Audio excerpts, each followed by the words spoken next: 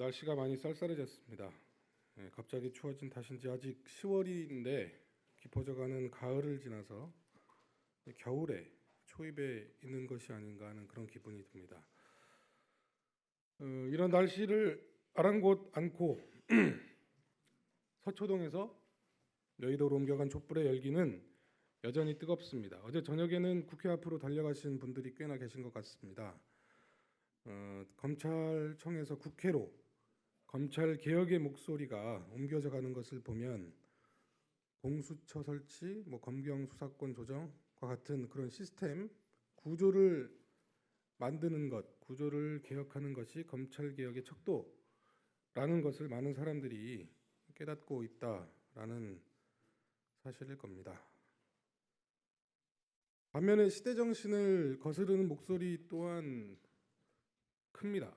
아마 내년 총선까지 이런 혐오 유발, 정국 이런 것들을 계속적으로 유지하는 게 그들의 속셈이겠습니다만 개혁 혹은 변혁 이런 과정에는 반드시 그러한 반동의 움직임이 있기 마련입니다. 그러나 거기에는 민의가 있지 않습니다. 시대 정신이 있지 않습니다. 다시 말해서 하나님의 정의가 그 안에는 깃들어 있지 않기 때문에 그들의 목소리는 사그라질 것입니다. 이 시기를 아직 많이 남았습니다. 연말 지나고 내년 봄까지 이 시기를 지혜롭게 그리고 간절한 마음을 모아서 잘 견뎌내기를 바랍니다. 오늘은 교회 개혁 기념주일입니다. 그래서 그런지 오늘 본문 우리가 읽은 성서 본문을 보면 교회 개혁 당시에 이론적 근거로 삼았을 법한 그런 메시지들이 많이 담겨 있습니다. 요엘서에 나오는 만민에게 부어주시는 하나님의 영, 이 내용은 하나님 앞에서는 모든 사람들이 평등하다라고 주장한 루터의 만인 사제설 이런 것에 근거가 될 수 있는 구절입니다. 그리고 디모데후서에 언급되는 의의 면류관은 바울의 의인론, 칭의론 이런 거지 않습니까? 그런 것들을 도출해낼 수 있고요. 아시다시피 의인론 또한 교회 개혁 당시에 주창되던 이제 그런 신조였습니다. 오직 믿음으로, 오직 은총으로 이런. 그리고 누가복음서의 예수의 비유는 정의는 율법이 아닌 죄 고백이라고 하는 그 성찰을 통해서 세울 수 있다라는 그런 메시지를 담고 있습니다. 이런 본문들을 변혁은 어느 자리에서 일어날 수 있는가라는 관점을 갖고 오늘 본문을 살펴보고자 합니다.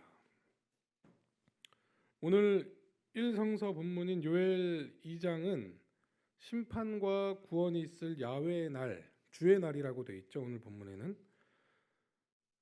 야훼의 날, 주의 날을 설명하고 있습니다. 23절에 보면 하나님께서 가을비와 봄비를 흡족히 내려주신다고 했습니다. 히브리어로 비라고 하는 뜻의 모래라고 하는 그 단어는 늦은 비, 가을비, 파머레인이라고 해서 농부에게 필요한 그런 비, 이런 것들로 번역이 되는데 그 안에는 교사라고 하는 선생이라고 하는 다른 뜻도 포함되어 있다고 합니다. 그래서 23절 중반에 나오는 말씀, 주께서 너희를 변호하여 가을비를 내리셨다라는 이 말은 주님께서 너희에게 의의 교사를 보내셨다라는 말로도 해석이 된다고 합니다. 언제가 될지 모를 그 심판의 날, 야훼의 날에는 소돔과 고모라에서처럼 불비가 내리는 그런 것이 아니라 하나님의 정의가 비처럼 내린다라는 말입니다. 이런 측면에서 그 다음에 나온 구절들을 살펴보면 그 주님의 날, 야훼의 날의 성격을 우리가 파악을 할 수 있습니다. 28절 이하에는 하나님의 영을 내려주시는데 그 영이 어떻게 내리느냐? 모든 사람에게 나의 영을 부어주겠다. 이렇게 되어 있습니다. 모든 사람에게 내린다. 하나님의 영이 어떤 특정한 집단, 계급에 내리는 것이 아니라 모든 사람에게 하나님의 영이 내린다. 제가 주목한 것은 이겁니다. 하나님의 영을 받는 사람들이 무엇을 했다 이런 것이 아니라 아들과 딸, 노인과 청년, 그리고 종들까지 남녀를 가리지 않고 신분의 그런 계급 뭐 이런 것들을 따지지 않고 하나님의 영이 내렸다 이것입니다. 하나님의 영이 뭐 왕이나 예언자 같은 그러한 특권층에 한정돼 있지 않고 모든 사람들에게 열려 있다라는 것이죠. 요엘서가 전하는 하나님의 영은 만인에게 열려 있다라는 그러한 메시지는 성서의 대중화, 뭐 만인사제설과 같은 교회 개혁의 정신과 같은 맥락으로 우리가 볼 수 있다는 이야기입니다. 오늘 디모데후서 본문은 믿음으로 의에 이르는 사람은 그 어떠한 고난과 역경이 와도 견뎌낼 수 있다, 견뎌내야 한다라는 그러한 내용으로 권면을 하고 있습니다. 왜냐하면 그 끝에는 하나님께서 주시는 의의 면류관이라는 상이 있기 때문에, 그리고 하나님 나라에 들어갈 수 있는 권한이 주어지기 때문이다라고 이야기하고 있습니다. 디모데후서 4장 8절에 나오는 의의 면류관에서 그 의란 무엇일까요? 사도 바울이 전하고 있는 의라는 것은 사도 바울의 그 신학의 정수라고 말할 수 있는 의인론, 칭의론을 말하는 그 의입니다. 뭐 우리가 알고 있는 그 정의죠. 옳음, 의로움, 뭐 그런 것들이 여기 해당이 되는데, 신약성서 원문으로는 뭐 디카이오 시네라고 하는 것이죠. 이것이 정의라는 뜻이 담긴 그 의인론이 개인적이고 내면적이고 존재론적인 그런 이론이 됐다는 데 문제가 있는 것이지, 이것 자체에는 의인론이라고 하는 것 자체에는, 그리고 의의 면류관이라는 것 그 안에는 정의라고 하는 그 뜻이 담겨 있다고 볼 수 있습니다. 또한 개신교에서는 이 종교개혁의 기치 의인론이 금과 옥조처럼 여겨지고 있다는데, 도그마화 됐다는데 문제가 있다는 것입니다. 특히 많은 개신교인들에게 마틴 루터의 의인론이란 가톨릭 교회와 싸우는데 뒷받침이 되는 그런 이론이었다고 인식하고 있습니다. 그런데 신학자 김창락 교수는 이렇게 반박을 합니다. 교회 개혁 직후인 1547년 트리엔트 카톨릭 종교회의에서 사람이 믿음에 의해서 값없이 의롭다함을 얻는다는 그러한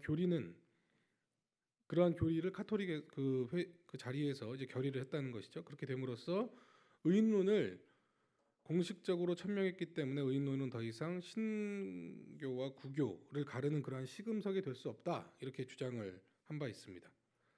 달리 말하면 루터가 말한 의인론은 사람은 율법으로가 아니라 오직 믿음으로 의롭다 칭함을 받을 수 있고, 그렇게 하여 의인이 된 사람은 구원을 얻는다 라고 하는 그러한 보편적인 신앙관을 종교개혁 이후에는 가톨릭이 그 신앙관을 받아들임으로써 오직 믿음으로 구원을 얻는다는 신념, 그러한 신앙체계는 신교, 구교 공이 받아들이게 되는 하나의 교리가 되었다는 말입니다.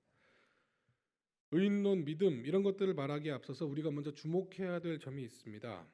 그것은 사도 바울의 이 의인론이 처음 제기되었던 그 때와 장소입니다.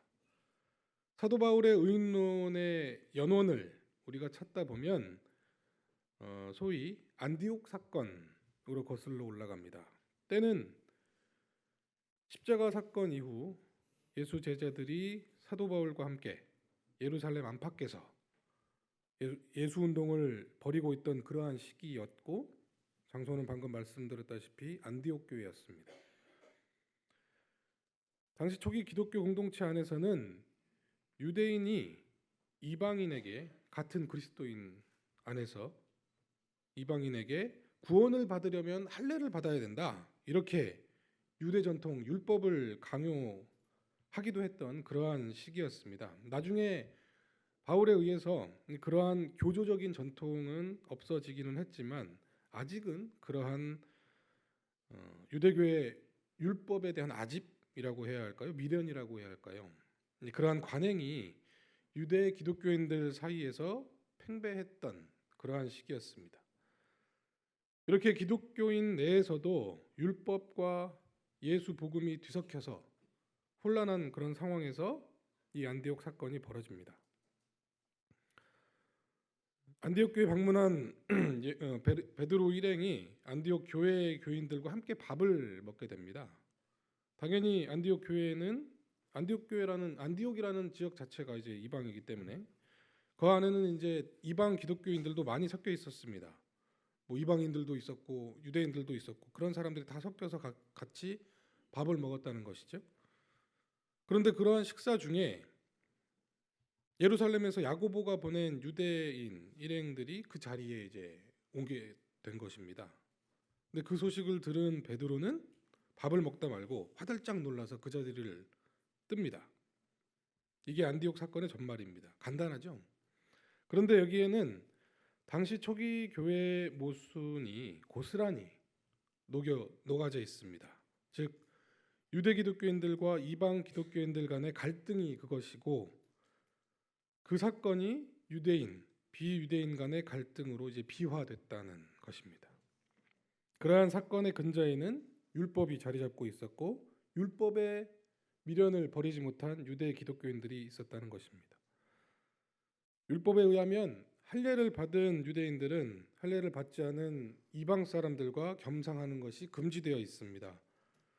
그런데 안디옥 교회는 그러한 율법으로부터 자유로운 공동체였습니다. 이방인들과 유대인들이 함께 밥상 공동체를 이루는 그런 곳이었다는 겁니다. 거기에 베드로가 함께 하는 것까지는 좋았는데 밥을 먹다가 유대인들의 비난이 두려운 나머지 그 자리를 피한 것이죠. 결론적으로는 안 하니만 못한 꼴이 되어버린 겁니다. 행복했던 안디옥 교회 공동체에 분란을 일으킨 꼴이 되어버린 것이죠. 여기에 분개한 바울은 베드로를 책망하면서 다음과 같은 말을 남깁니다. 갈라디아서 2장 16절입니다. 그러나 사람이 율법을 행하는 행위로 의롭게 되는 것이 아니라 그리스도를 믿는 믿음으로 의롭게 되는 것임을 알고 우리도 그리스도 예수를 믿는 것입니다. 그것은 우리가 율법을 행하는 행위로가 아니라 그리스도를 믿는 믿음으로 의롭다 하심을 받고자 했던 것입니다. 율법을 행하는 행위로는 아무도 의롭게 될 수 없기 때문입니다. 이게 바울의 의인론의 연원입니다. 바울이 말한 믿음으로 의롭게 된다는 아주 단순한 진리, 예수 그리스도의 복음이 제대로 지켜지지 않는 그러한 상황에서 설파되었다는 그 사실이 중요한 것이죠. 즉 안디옥 사건은 유대인이 이방인에 대한 그런 차별하고 있는 그러한 사실을 고발하는 자리가 된 것입니다. 예수의 복음이 유대인이나 이방인이나 여자나 남자나 종이나 주인이나 모두에게 전해진다는 그러한 자명한 진실이 왜곡될 때, 그래서 차별을 낳고 혐오를 낳게 될 때 그게 아니다. 정의는 법률이나 이론이나 사상이나 편견에 의해서가 아니라 예수 그리스도의 복음의 보편성, 그것을 제대로 믿고 제대로 살아냄으로써 하나님의 정의는 바로 서는 것이다. 이렇게 말하는 것이 바울의 의인론을 바로 이해하는 것이겠습니다. 마틴 루터의 종교개혁의 기치였던 이 의인론, 그것이 처음 이야기되던 그 자리는 예수의 복음이 율법에 의해서 훼손되던 그런 상황이었다는 사실, 이것을 염두에 두고 바울의 의인론을 다시 한번 생각해 봅시다. 의인론은 그 자체로서의 이론, 교리로서의 가치가 있는 것이 아니라 예수의 정신이 부정되는 것을 막기 위한 하나의 도구로서 가치가 있는 것입니다. 바울의 의인론은 율법의 관행으로부터 예수의 복음을 바로 세우기 위해 쓰인 무기라는 것이죠. 브레데, 슈바이처, 스텐달 같은 많지는 않지만 소수의 신학자들 또한 그렇게 이야기합니다.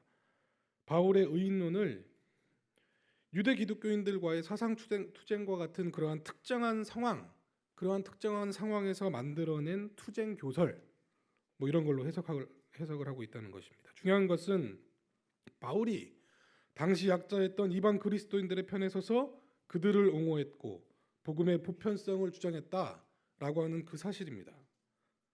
바울이 불의한 상황, 평화와 생명, 정의의 가치가 왜곡되고 부정되는 그 자리를 변화의 출발점, 변혁의 원동력으로 삼았다는 것, 이게 중요한 것이지 의인론 자체가 금과 옥저는 아니라는 겁니다. 디모데후서 본문에 나오는 의의 면류관이나 의인들에게 주어지는 하나님 나라는 바로 이러한 정의를 실천하는 사람들이 받게 될 몫이라는 겁니다. 바울의 의가 따로 있고 예수의 의가 따로 있고 하나님의 의가 따로 있는 것이 아닙니다. 우리가 알고 있는 정의, 그것을 실천하는 길에 구원이 있다는 이야기입니다. 정의는 삶과 실천의 영역이지 의식이나 사유의 영역이 아닙니다. 스스로를 의롭다고 평가하는 것 또한 큰 죄가 될 수 있는 것입니다. 예수는 스스로 의롭다고 확신하는 것, 그리고 그 의로 인해 남들을 비난하는 것을 경계하라고 전하고 있습니다. 오늘 누가복음 본문에 등장하는 이야기는 매우 단순합니다. 율법주의자인 바리새인들의 공로의식, 윤리의식 뭐 이런 것보다 죄를 지은 세리의 깊은 자기 성찰이 더 옳다. 뭐 이런 이야기죠. 누가복음 18장 9절에 나오는 스스로 의롭다고 확신하는 사람들에서 의도 디모데후서에 나오는 그 정의라고 해석할 수 있습니다. 다시 말해서 복음서를 비롯한 제2성서에 나오는 수많은 의, 뭐 다양한 의가 있습니다만 뭐 대표적으로 그 나라와 그 의를 구하라, 뭐 의에 줄이고 목마른 자는 복이 있나니 뭐 등에 나오는 의는 거의 대부분 저스티스, 뭐 디카이오 시네라고 하는 정의라고 볼 수 있습니다. 거룩한 의, 뭐 종교적인 의, 내면적인 의, 뭐 이런 거 따로 있다는 말이 아닙니다. 바울이 얘기했듯이 율법을 지키는 종교적 행위나 사유가 정의를 세우는 일이 아니라는 말입니다. 예수는 그러한 정의를 행하는 것과 남의 의의를 평가하는 것은 전혀 다른 일이라고 말하고 있습니다. 더구나 내 의로움을 가지고 남의 불의를 들춰내는 일이 오히려 더 불의한 일이라고 전하고 있습니다. 철저한 생활로 법률을 지키고 있는 의로움의 상징인 바리새인, 그리고 구조적으로 때로는 의도적으로 죄를 지을 수밖에 없는 세리, 이 전형적인 캐릭터를 놓고 예수는 의로움이 역전되는 상황을 이야기하고 있습니다. 이러한 해악과 도발적인 비유를 통해서 예수가 이야기하고자 하는 바는 무엇일까? 예수가 비유를 통해서 고발하는 바리새인의 잘못은 두 가지입니다. 첫 번째는 율법을 통해서 정의를 세우려고 했다는 것, 그리고 두 번째는 자기 확신과 교만입니다. 바리새인은 이렇게 기도합니다. 하나님 감사합니다. 나는 남의 것을 빼앗는 자나 불의한 자나 간음한 자와 같은 다른 사람들과 같지 않으며 더구나 이 세리와는 같지 않습니다. 나는 일에 2번씩 금식하고 모든 소득의 11조를 바칩니다. 그 당시 이렇게 정말 이런 워딩으로 기도를 한 바리새인이 존재했을까라는 의문이 듭니다. 제 생각에는 이게 비유이기도 하지만 예수는 바리새인과 세리라고 하는 그러한 캐릭터의 극명한 대비를 위해서 이제 과장을 한 게 아닌가 생각이 듭니다만, 거기에는 예수의 그 약자에 대한 연대의 마음이 녹여져 있다고 생각할 수 있겠습니다. 율법의 기준으로 보면 당연히 바리새인 강자이고 세리는 약자가 되기 때문이죠. 반면에 세리는 멀찍이 서서 고개를 푹 숙이고 가슴을 치면서 하나님, 이 죄인에게 자비를 베풀어 주십시오. 이렇게 기도합니다. 예수는 이어서 말을 하죠. 이 둘 중에 의롭다고 인정받는 사람은 저 바리새인이 아니라 이 세리다. 여기서 예수의 말을 통해서 우리가 알 수 있는 것은 예수의 위치가 저 바리새인보다 이 세리에게 더 가까이 있음을 우리가 알 수 있습니다. 그리고 단순하게 그 세리의 자세, 뭐 낮고 겸손한 자세 때문이 아니라 그러한 자세 때문에 세리가 정의로운 사람이 된 것은 아닐 것입니다. 율법이 아니라 믿음으로 정의를 세운다는 그 바울의 가르침을 세리의 마음가짐에 대입해서 보면 그저 자기의 자리를 낮추는 자세, 겸손한 마음가짐이 아니라 자신의 죄를 깊이 반성하는 그 자리, 모순과 불의가 도사리는 그 내면의 한 구석, 그것에 대한 끊임없는 반성과 그것을 극복하려는 믿음, 그것이 불의한 세리를 정의롭게 만드는 원동력이 되는 것입니다. 자기 성찰이라고 하는 그 말 자체가 스스로에게 적용되는 말이기 때문에 그것을 남에게 너 자기 성찰 왜 안 해? 자기 성찰해라는 말을 하는 순간 그 효과는 이제 반감되게 될 수밖에 없습니다. 될 수밖에 없습니다. 그럼에도 불구하고 오늘 이 복음서 말씀에 기대어서 이렇게 자기 성찰을 이야기하고 있습니다. 깊은 자기 성찰이 전제될 때 자신의 잘못을 포함한 불이한 상황은 변화의 동력이 됩니다. 당면하게 되는 그 모순과 죄가 크면 클수록 성찰을 통한 변혁의 힘 또한 강해지는 것입니다. 우리 앞에 펼쳐지는 불이한 상황이 생겼다고 합시다. 우리는 선택의 기로에 서게 됩니다. 그때 바울이 약자였던 이방 그리스도인들 편에 서서 예수의 복음의 진실을 지켰던 것처럼 우리도 이 땅에 약자의 편에 서서 예수가 선포한 하나님 나라를 향한 변혁의 길로 가야 되는 것입니다. 변혁의 원동력, 그것은 다름 아닌 이 땅에 억압받는 민중들과 함께하는 예수의 그 당파성에서 비롯됩니다.